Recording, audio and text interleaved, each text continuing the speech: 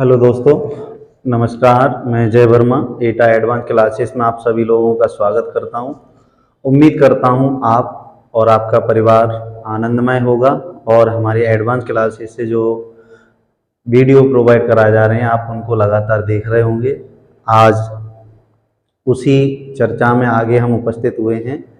आज का जो हमारा मुख्य बिंदु रहेगा वो रहेगा जो हमारा वीकली करंट चल रहा है, उसमें अगला वीडियो ये लेक्चर थर्ड होगा। जुलाई माह का करंट चल रहा है।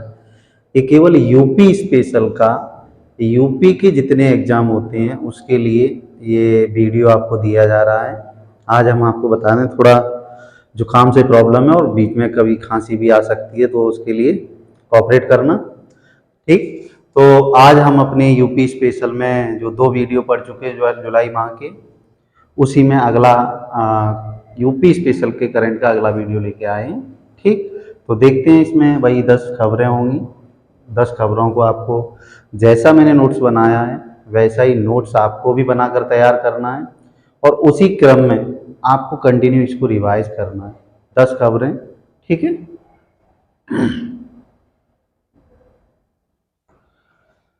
देखिए, पहली खबर हमारी क्या है, ठीक है। यूपी स्पेशल में जो करंट विशेष चल रहा है उसमें पहली खबर है वाराणसी खेल कुंभ के बारे में, ठीक है। वाराणसी खेल कुंभ, देखो वाराणसी खेल कुंभ की अगर हम बात करें तो ये पुणे इसको आरंभ किया गया है 22 सालों बाद।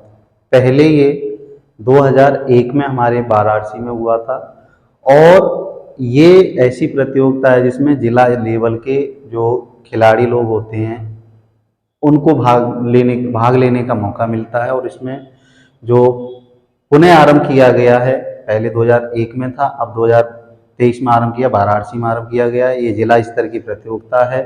अभी इसमें जो कुल खेल शामिल किए गए हैं उनकी संख्या 29 है। तो देखो यही लिखा है वाराणसी खेल कुंभ, ठीक है। इसका अन्य नाम क्या? इसका अन्य नाम है खेल महाकुंभ। इसका अन्य नाम क्या है? खेल महाकुंभ, ठीक, इसका अन्य नाम है। अब हम अभी बताया आपसे हमने जिला स्तर की प्रतियोगिता है। 2023 में जो आयोजित हो रहा है वो 22 सालों बाद आयोजित हो रहा है, क्योंकि 2001 के बाद इन खेलों को यूपी में बंद कर दिया गया था, उसको पुणे आरंभ किया गया है 22 सालों बाद। इसमें कुल खेल कितने शामिल किए जाएंगे इस खेल में? वाराणसी महाकुंभ खेल में 29 खेल आरंभ किए जाएंगे। अब हम थोड़ा वाराणसी के बारे की अगर बात करें तो देखो वाराणसी में यहाँ पे क्या है? सारनाथ। सारनाथ सब लोग जानते हैं इसके बारे में। सारनाथ भगवान बुद्ध का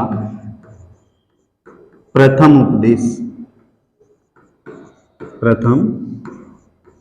उपदेश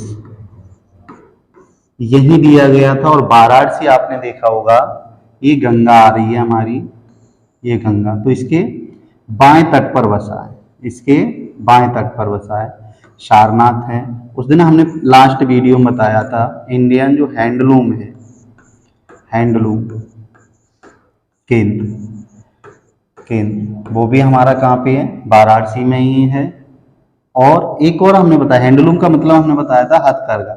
एक और जो हमने पॉइंट बताया था पिछली बार वो हमारा था भाजी अनुसंधान केंद्र। भाजी या सब्जी केंद्रीय स्तर के हैंडलूम और सब्जी केंद्र कहाँ पे है हमारा? वाराणसी में, ठीक। तो इन बिंदुओं को देखना आप। अगली हम खबर की बात करें तो वो हमारी खबर क्या है? मैक, ठीक है, मल्टी एजेंसी सेंटर। ये हमारे भारत का एक खुफिया एजेंसी, जो हमारी खुफिया एजेंसी हैं उनका मुख्य बिंदु केंद्र है। इसी के अंतर्गत हमारी खुफिया एजेंसी हैं जो भारत की, जैसे रॉ है, NIA है और IB है, वो इसी के अंडर में रहकर उसका मुख्य केंद्र, इन तीनों संस्थाओं का जो हमारी खुफिया एजेंसी है उनका मुख्य केंद्र यही है, मैक। अभी ये चर्चा में क्यों आया है? क्योंकि चर्चा में इसलिए आया जो हमारा कानपुर शहर है उसको इस मैक में शामिल किया गया है। ठीक, तो देखते हैं। MAC multi agency centre, Bharat की खुफिया एजेंसी का जो मुख्य बिंदु है जिसमें आर रॉ है, हमारा आईबी है, एनआईए है, इन संस्थाओं को शामिल किया जाता है, उसी को मैक कहा गया है। मैक मतलब भारत की खुफिया एजेंसी। अभी चर्चा में क्यों रहा है? अभी हाल ही में जो हमारा कानपुर नगर है इसको इस मैक से जोड़ा गया है, इस मैक से जोड़ा गया है, मतलब इस मैक का एक केंद्र कानपुर में स्थापित करने की बात की जा रही है। अब क्यों क्यों क्यों जोड़ा गया है? जो अपराधी हैं उन पर लगाम लगाना और सुरक्षा व्यवस्था को मजबूत करना, कार्य इसका क्या रहेगा? मैक ये क्यों जुड़ रहा है? ये जो हमारा कानपुर जुड़ रहा है किससे? मैक से जोड़ा जा रहा है। वो क्यों जो अपराधी हैं उन पर लगाम लगाना और प्रदेश में सुरक्षा व्यवस्था को मजबूत करना, इसलिए इसको जोड़ा जा रहा है। तो देखो अब यहाँ पे आया है कानपुर, तो कानपुर के बारे में दो चार बातें जान लो। जैसे उत्तर भारत का मैनचेस्टर कौन है? कौन सा शहर है? कानपुर ही है। ठीक है, एक आता है जेके टेम्पल या कैंसर संस्थान,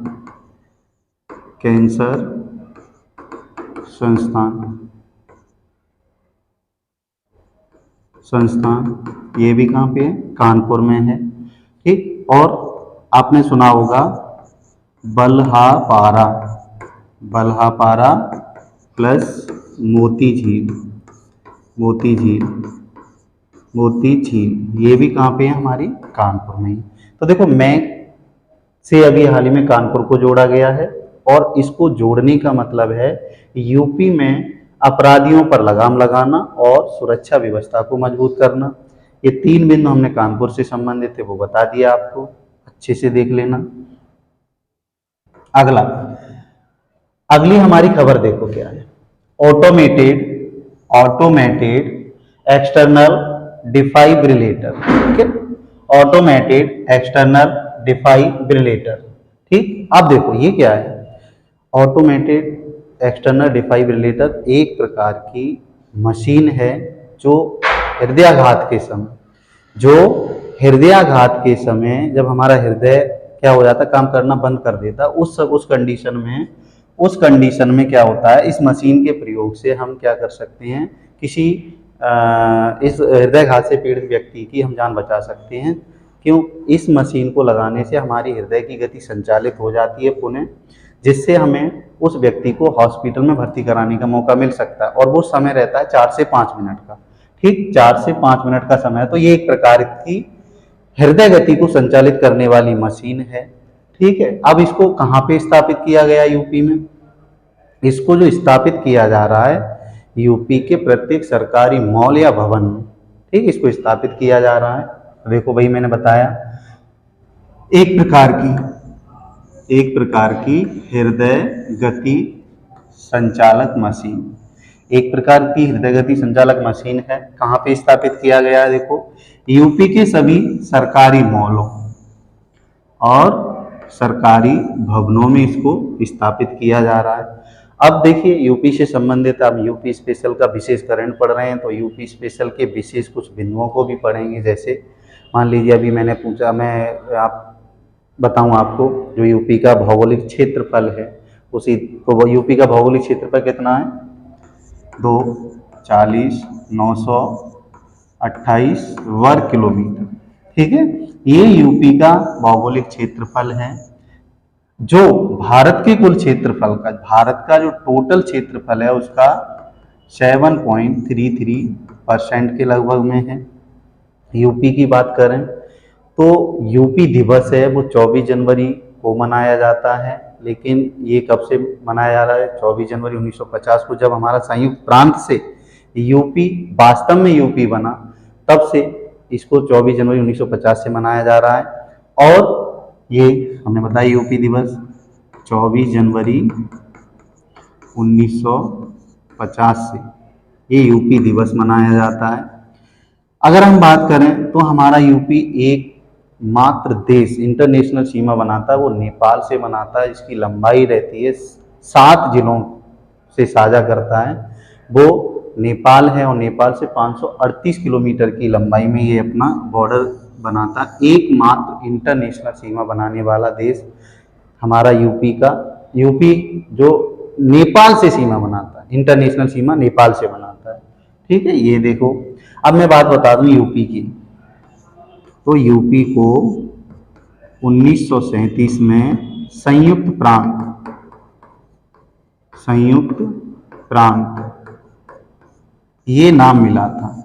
अब 1937 की संयुक्त प्रांत या यूनाइटेड प्रोविंस नाम मिला था, जो 1950 तक नाम चलता रहा। कौन से 50 तक? ये 24 जनवरी 1950। अब इसी यूनाइटेड प्रोविंस का नाम बदलकर 24 जनवरी 1950 को यूपी कर दिया गया। तब से हम इसे यूपी दिवस के रूप में मनाते हैं। तो ये यूपी से संबंधित कुछ तथ्य हैं।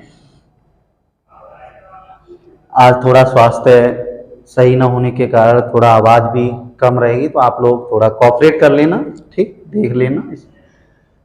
देखिए, रोपवे, ये कार्यक्रम क्या है? रोपवे कार्यक्रम क्या है?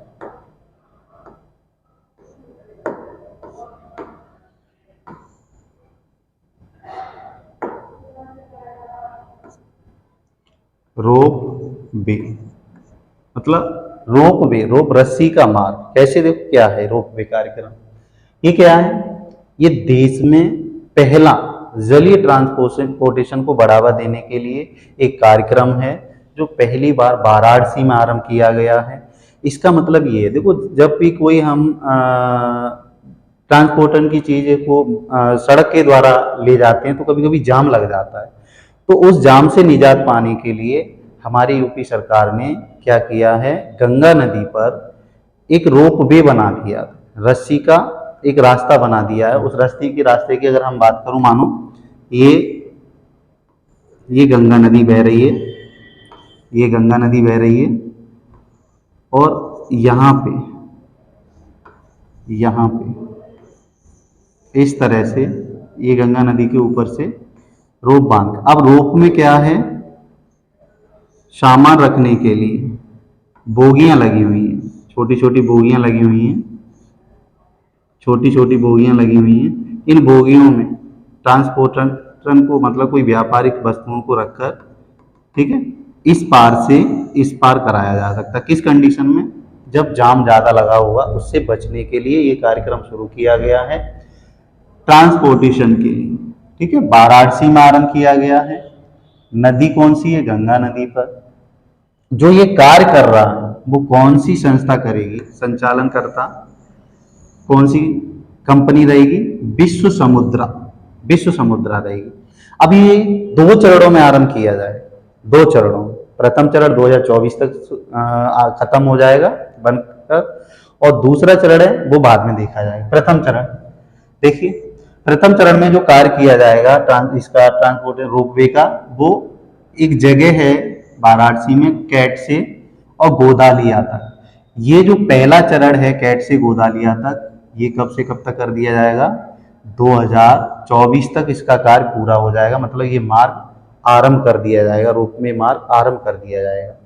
द्वितीय चरण की अगर हम बात करें तो ये नमो घाट, वाराणसी में ही कोई जगह है, नमो घाट से आसपुर होता हुआ कहाँ तक जाएगा? सारनाथ तक जाएगा। तो सारनाथ, ये वही सारनाथ अभी बताया जिसे हरिणवन, मृतदाव, ठीक है, इस नामों से भी जाना जाता है। ऋषिपत्तनम के नाम से भी इसे जानते हैं। तो ये बिंदु आपको देख लेने हैं। ऐसे ही नोट्स बनाना जैसे बनाएं, आराम से, कोई दिक्कत की बात नहीं है। देखो, करेंट आजकल के एग्जामों की अगर हम बात करें तो एग्जामों में क्या है, मैथ, रीजनिंग हर व्यक्ति कर रहा है खींच के। अब कुछ जीएस भी अपना हो जाता है, लेकिन जो करंट है वही हमको मेरिट में सिलेक्शन दिलाती है, लास्ट में लाकर वही मेरिट में लेके आती है। तो करंट अब बहुत बड़ा इश्यू बन चुका है हर एग्जाम का, ठीक, हर एग्जाम का बहुत बड़ा इशू बन चुका है। और आप इसको अच्छे से तैयार करिए। अभी तो हम केवल यूपी का आपको करंट देख रहे हैं, लेकिन कुछ समय बाद आपको हम भारत का जो संपूर्ण विश्व लेवल का, भारत लेवल का, राष्ट्रीय लेवल, इंटरनेशनल लेवल का आता है वो भी शुरू कर देंगे। तो देखिए अगला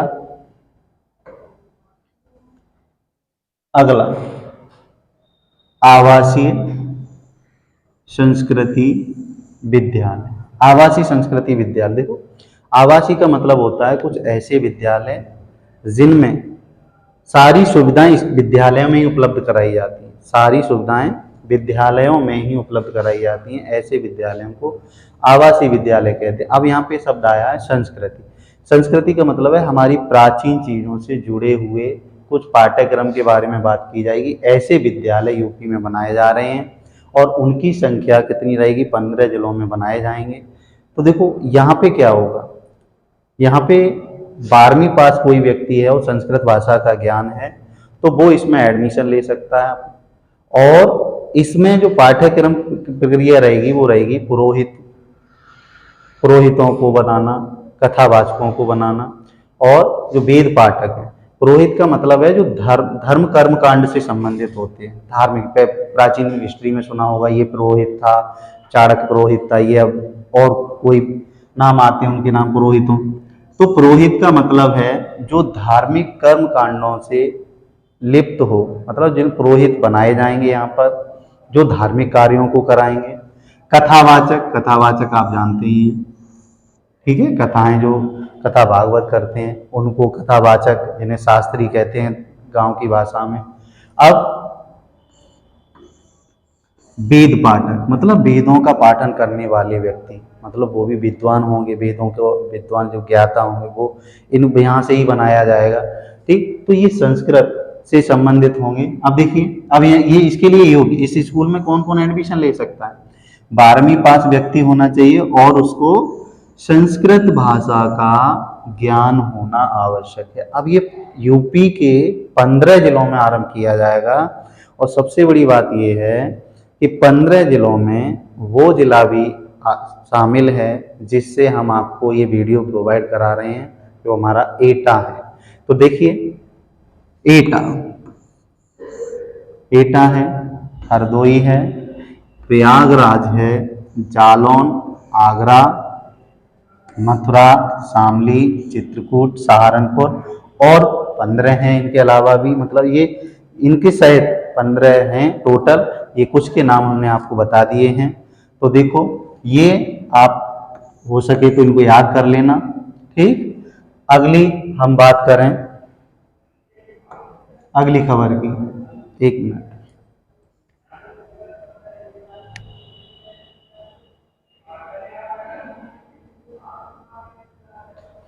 अगली खबर की बात करें तो वो हमारी क्या है, ITCX इंटरनेशनल कन्वेंशन, वो sorry international temples convention expo, international temple convention expo, ITCX, ठीक।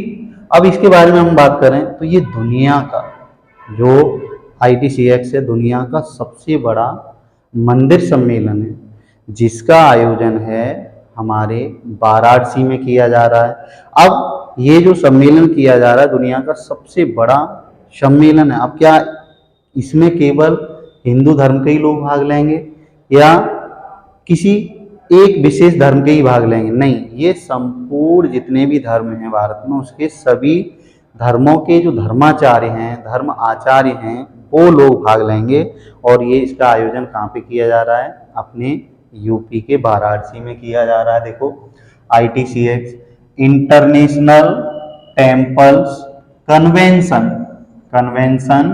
एंड एक्सपो, देखिए ये दुनिया का सबसे बड़ा मंदिर सम्मेलन है जो कहाँ पे आयोजित हो रहा है, पहली बार इसे कहाँ आयोजित किया जा रहा है, वाराणसी में। कब से कब तक ये आयोजित किया जाएगा, 22 से 24 जुलाई तक। क्या इसमें केवल हिंदू धर्म के ही लोग भाग लेंगे या किसी एक धर्म विशेष के लोग? नहीं, इसमें सभी धर्मों के जो धर्माचार्य हैं वो लोग भाग लेंगे। ये किसी धर्म एक विशेष का सम्मेलन नहीं है, ये दुनिया मतलब सभी धर्मों का सम्मेलन। अभी कानपुर के बारे में, ये सॉरी वाराणसी के बारे में हमने बताया है, बहुत सारी कई चीजें बताई हैं, तो इसको देख लेना आप। अगला है हमारा ई पड़ताल। ई पड़ताल अगली खबर है हमारी, वो हमारी ई पड़ताल कार्यक्रम है। ई पड़ताल कार्यक्रम में क्या है कि हमारे किसानों का कुछ जो फसलों का नुकसान होता है उस फसलों के सर्वेक्षण के लिए ई पड़ताल कार्यक्रम शुरू किया गया है। ई का मतलब होता है इलेक्ट्रॉनिक, ठीक है, इलेक्ट्रॉनिक। अब देखिए वही बात मैंने बता दिया, इसको बस आपसे ये पूछ लेगा अभी हाल ही में ई पड़ताल चर्चा में रहा है, वो किससे संबंधित है, तो वो कुछ नहीं, बस किसानों की फसलों के नुकसान से बचाने के लिए यूपी का एक डिजिटल सर्वेक्षण, डिजिटल सर्वेक्षण है। तो इसको आप देख लेना है, बस सिंपल सी है, कोई दिक्कत नहीं है इसमें। वैसे ही एक खबर आई है, वो है संपर्क स्मार्ट शाला। संपर्क स्मार्ट शाला है वो जो ब्लॉक लेवल की शिक्षा है उस शिक्षा को और अधिक मजबूत करना या उसके जो बिगड़ी हुई कुछ स्थितियां हैं उनमें सुधार लाना और उसको आगे बढ़ाना। देखो ब्लॉक स्तर की जो शिक्षा है उस शिक्षा में सुधार करना, ठीक है। और यूपी के सभी सरकारी स्कूल हैं, देखो ये क्वेश्चन अगर कूट में भी बनाता है, ये ऐसे क्वेश्चन पीसीएस या आरओ में पूछेगा तो वो कूट्स में पूछ सकता है, क्या जो स्मार्ट शाला है केवल सरकारी स्कूलों में है या केवल जो निजी स्कूल हैं, प्राइवेट तौर के स्कूल हैं उनमें भी है, नहीं, तो ये केवल और केवल सरकारी स्कूलों के लिए आरंभ किया गया है ब्लॉक स्तर की शिक्षा को सुधारना, ठीक है, और सभी स्कूलों में, कौन से, सरकारी स्कूलों में। देखिए अगली खबर हमारी, देखो अल्ट्रा सुपर क्रिटिकल प्लांट। ये अल्ट्रा सुपर क्रिटिकल प्लांट है वो हमारा विद्युत ऊर्जा का प्लांट है जो सोनभद्र में, ठीक है, सोनभद्र में ओबरा नदी के पास में, ओबरा नदी जो हमारा बांध है वहां पे बनाया जाएगा। और किसके सहयोग से, national thermal power corporation NTPC के सहयोग से ये यूपी के सोनभद्र में जो ओबरा बांध है वहां पे बनाया जाएगा और 800 मेगावाट इसकी क्षमता होगी और इसके 2 प्लांट लगाए जाएंगे। 800 मेगावाट में 2 प्लांट लगाए जाएंगे यूपी के, ठीक है। और इसमें जो लागत आएगी वो कितनी है, लागत है वो 1800 करोड़ है। अब हम सोनभद्र की बात करें तो ये यूपी का या देश का वो जिला है जो सर्वाधिक राज्यों से सीमा साझा करता है। 4 राज्य हैं, बिहार है, झारखंड है, छत्तीसगढ़ और एमपी। ये देश का और यूपी दोनों का ही वो जिला है जो सर्वाधिक राज्यों से सीमा साझा करता है। अब यहाँ के कुछ हम खनिज बिंदुओं को देख लें और बांधों को देख लें। जैसे सोनभद्र में कौन कौन से खनिज पाए जाते हैं, अपनी यूपी के सोनभद्र में डोलोमाइट, संगमरमर, कोयला। तो कोयला जो जगह है सिंगरौली, कहाँ पे जगह है ये, सिंगरौली में जगह है, वहां पाया जाता है। अभी पीसीएस 2022 वाले में एक क्वेश्चन पूछा गया था, वो सिंगरौली से ही संबंधित था। लेकिन यहाँ एक बात बताऊं, सिंगरौली का कुछ क्षेत्र एमपी में भी जाता है, कुछ क्षेत्र यूपी में और कुछ एमपी में रहता है। अब एक आता है सिंगरैनी, ये आंध्रा में है। ये कहाँ पे है, आंध्रा में कोयला क्षेत्र है। और सिंगरौली है वो यूपी के सोनभद्र में और एमपी के बॉर्डर पे है। ये यहाँ के हमारे क्या हैं, खनिज हैं। अगर हम बांधों की बात करें तो हमारे सोनभद्र में कुछ बांध हैं, जैसे ओबरा बांध, ये ओबरा बांध, ओबरा नदी, रिहंद बांध, ठीक है, रिहंद नदी पर, सॉरी, ओबरा बांध है वो रिहंद पर है। इसे ही हम गोविंद वल्लभ पंत सागर नाम से भी जानते हैं, रिहंद बांध को। एक कनहर बांध है, कनहर बांध भी सोनभद्र में है और वो नदी पर भी कौन सी पर है, कनहर पर। ओबरा रिहंद नदी पर है, इसे गोविंद वल्लभ पंत सागर के नाम से भी जाना जाता है। तो देख लेना आप, बहुत अच्छे से इसको नोट डाउन करना है। अगली खबर है रानीपुर टाइगर रिजर्व, देखो बहुत इंपॉर्टेंट खबर है ये, ऐसे मान के चलिए कि 99% क्वेश्चन ये आपको एग्जाम में देखने को मिलेगा, 99%। ठीक है, ये आपको देखो रानीपुर जो हमारा टाइगर रिजर्व है वो अभी हाल ही में बनाया गया है, और ये चित्रकूट में मतलब बुंदेलखंड में, बुंदेलखंड वाले जो 7 जिले हैं उन क्षेत्रों में बनने वाला पहला टाइगर रिजर्व है। ठीक, इससे पहले यूपी में 3 और थे, अभी ये चौथा बना है। 3 कौन कौन से थे, जिनमें से आपका लखीमपुर खीरी का दुधवा नेशनल पार्क था, पीलीभीत था, और अमनगढ़ जो बिजनौर में 2022 में बना था वो, ये 3 अलग थे। अब यहाँ पे अगर हम बात करें, अगर ये टाइगर रिजर्व की बात आई है तो भारत में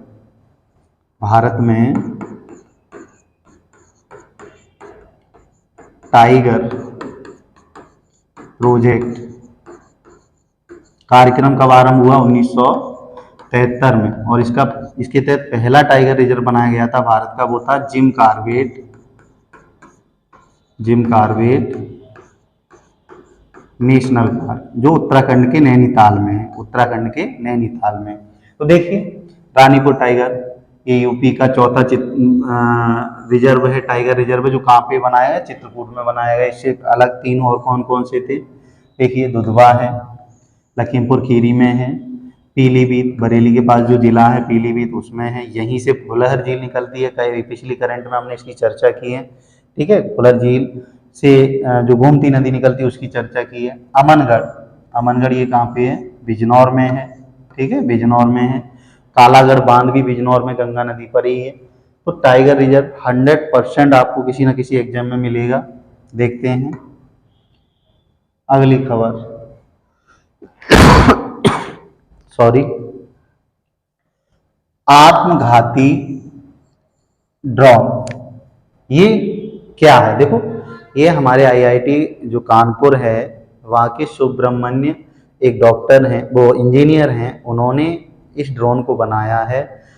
ये हमारे देश की सीमाओं पर रक्षा करेगा और इसकी जो क्षमता रहेगी वो, देखो, आत्मघाती ड्रोन आईआईटी कानपुर ने बनाया है। इसकी जो मारक क्षमता है, ऐसा ड्रोन है, मतलब ये कहाँ तक के एरिया को कवर कर सकता है, 100 किलोमीटर की एरिया में काम करेगा और 100 किलोमीटर की एरिया को 40 मिनट में कवर अप कर लेगा। ठीक है, मतलब ये एक तरह से ऐसा ड्रोन है जो हमारी सीमाओं की देखभाल कर सकता है। ठीक है, और कुछ नहीं है। अब इसमें तकनीकी कौन सी लगी गई है? स्टेल्थ तकनीकी। स्टेल्थ तकनीकी ऐसी तकनीकी है जो किसी भी रडार से बाहर रहेगा, मतलब इसे कोई भी रडार पकड़ नहीं सकती। इसे हम कहते हैं स्टेल्थ तकनीकी। इसे क्या नाम दिया गया है?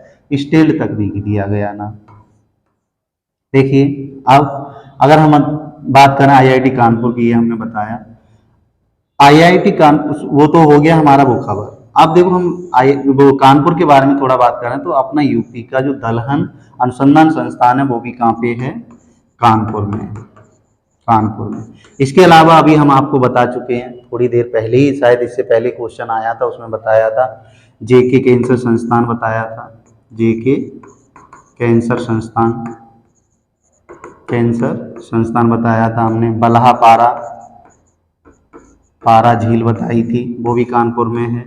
और बिठूर मंदिर, ये बिठूर आश्रम बोले जिसे, आश्रम, ये भी कहाँ है? कानपुर में। ये वही बिठूर आश्रम है जहाँ अंतिम मराठा पेशवा बालाजी द्वितीय को अंग्रेजों ने निर्वासित कर दिया था। तो देखो, आज की ये हमारी कुछ खबरें थी, इन पे आप बहुत अच्छे से अमल करना और देखना, इनको रिवीजन करना नोट डाउन करके। तो आप अगर आपको अच्छा लगे तो लाइक करना, सब्सक्राइब और शेयर करना ना भूलें। ठीक, तो अब चलते हैं, अब कल मिलेंगे। Thank you. छोटी